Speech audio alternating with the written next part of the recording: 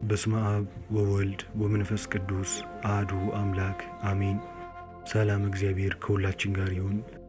ዛሬ የምናየው እውነተኛ ክርስትና ምንድነው የሚለውን በጥቂቱ ባጭሩ እንመለከታለን። እስከ መጨረሻው ድረስ አብራችሁን ቆዩ።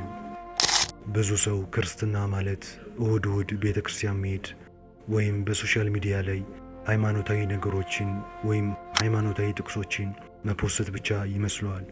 ነገር ግን እውነተኛ ክርስትና ከአንደበት ወሬና ከይስሙላ ስርዓት እጅግ የራቀ ጥልቅ የህይወት እውነትና ጉዞ ነው። እውነተኛ ክርስትና ማለት በየቀኑ የራስን ስጋዊ ፍላጎት፣ አላስፈላጊ ኩራትና ትዕቢትን በመግደል በክርስቶስ መንገድ መመላለስ ማለት ነው። ወይም በዚህ ምድር ስትኖር እግዚአብሔርን መስለ እግዚአብሔርን ተላብሰ መኖር ማለት ነው።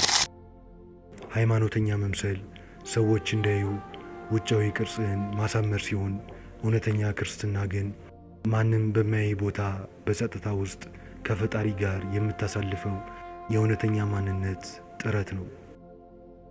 እውነተኛ ክርስትና በስሜት መነሳሳት ሳይሆን በየቀኑ መስቀልን ተሸክመ የምትጓዝበት የጽናትና የዲስፕሊን መንገድ ነው።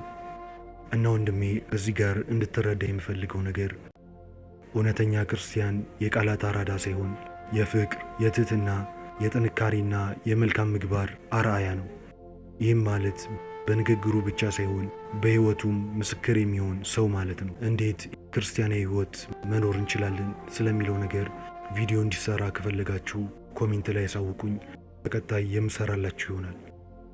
ወደ ቀደመው ነገር ስንመለስ ፈጣሪ ካንተ የሚፈልገው በሃይማኖት ሽፋን የተጎናጸፈ አሮጌ ማንነትን ሳይሆን ሙሉ በሙሉ ለበጎ ነገር የተቀየረ አዲስ ልብ ነው። ወይም ለበጎ ነገር ለመቀየር የሚሻ ልብ ነው። ኦርቶዶክሳዊ ክርስትና ሃይማኖት ብቻ አይደለም። ክርስትና የህይወት መንገድ ነው። በምድር ላይ የምትጓዝበት የህይወት መንገድ።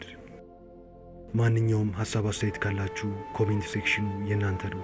እንደነዚህ አይነት ጠቃሚ ይዘቶች እንዲደርሷችሁ ቻናሉን ሰብስክራይብ አድርጉት እና ይህንን ቪዲዮ ከወደዳችሁት ላይክ ማድረግ አትርሱ።